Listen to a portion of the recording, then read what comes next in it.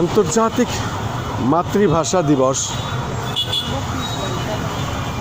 এই আন্তর্জাতিক মাতৃভাষা দিবস উপলক্ষে আজকে আমরা দেখতে পাচ্ছি দিনের বেলায় এবং রাতের বেলাও আমরা কাজ করেছি, যেহেতু রাত্রি থেকেই শুরু হয়েছে এই আন্তর্জাতিক আন্দোলনের যে শহীদ হয়েছিলেন, যারা রক্ত দিয়েছিলেন, যারা এই 52 ভাষা আন্দোলনে যারা শহীদ হয়েছিলেন, তাদের বিষয়ে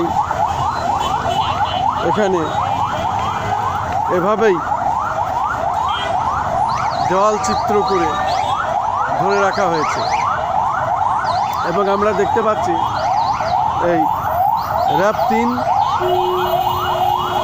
3-এর যে অফিস, তার সামনেই এইভাবে সৌন্দর্য বৃদ্ধি করা হয়েছে এবং তাদের এইভাবে ছবি সম্মিলিতভাবে এবং বাংলা অক্ষরে বাংলাদেশের পতাকা, কালোর মধ্যে লাল, আবার কালো মধ্যে বিভিন্ন রঙের লেখা বাংলা অক্ষর, পাশাপাশি শহীদ মিনার। আমরা যেটা দেখতে পাচ্ছি, আসলে আন্তর্জাতিক মাতৃভাষা দিবসে এটি আসলে সেই ইতিহাসকেই স্মরণ করে দেয়া এবং এই ইতিহাসকেই তুলে ধরা হয়েছে। আমি দেখতে পাচ্ছি আন্তর্জাতিক মাতৃভাষা এই দিবসে এবং অমর 21শে ফেব্রুয়ারি আমরা রাত্রি থেকেই কাজ করে যাচ্ছি এবং দেখিয়ে যাচ্ছি যার সৌন্দর্য, যেখানে যাদের রক্ত দিয়ে আজকে এই আন্তর্জাতিক মাতৃভাষা, সেই শহীদদের ছবি সম্মিলিতভাবে এবং বাংলা অক্ষর দিয়ে এখানে রাখা হয়েছে। আমি সেটাই দেখানোর চেষ্টা করছি মাত্র।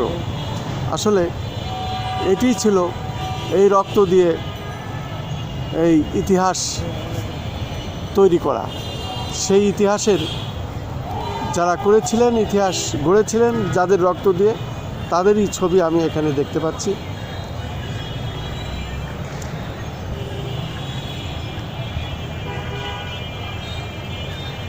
এটা মূলত control room, rapid action battalion 3। শুধু পার্সোনালি তাদেরই এটা দায়িত্বে তৈরি এবং তারাই এটা করেছেন। এটা তাদেরই নিজস্ব চিন্তা চেতনায় এবং তাদের নিজের কারিশমা, এটা আমি সেটাই তুলে ধরলাম এবং সেটাই আমি দেখালাম। আমি চেষ্টা করছি সেটাই দেখানো। আন্তর্জাতিক মাতৃভাষা দিবসে জাতীয় শহীদ মিনার এবং শহীদ মিনারের অপোজিটেই র্যাবের অফিস।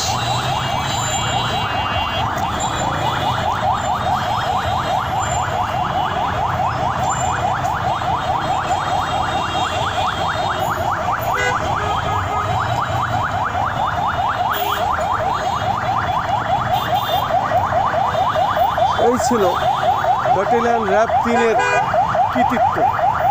তারা যেটা ধরে রেখেছে এই স্মৃতিকে, সেটাই আমি দেখানোর চেষ্টা করলাম। এই আন্তর্জাতিক মাতৃভাষায় যারা রক্ত দিয়েছিলেন, যারা শহীদ হয়েছিলেন, তাদের নামে, তাদের স্মরণে এবং তাদেরই জন্য আজকে এই মহান 21শে ফেব্রুয়ারি, সেটাই আসলে আমি তুলে ধরার চেষ্টা করলাম।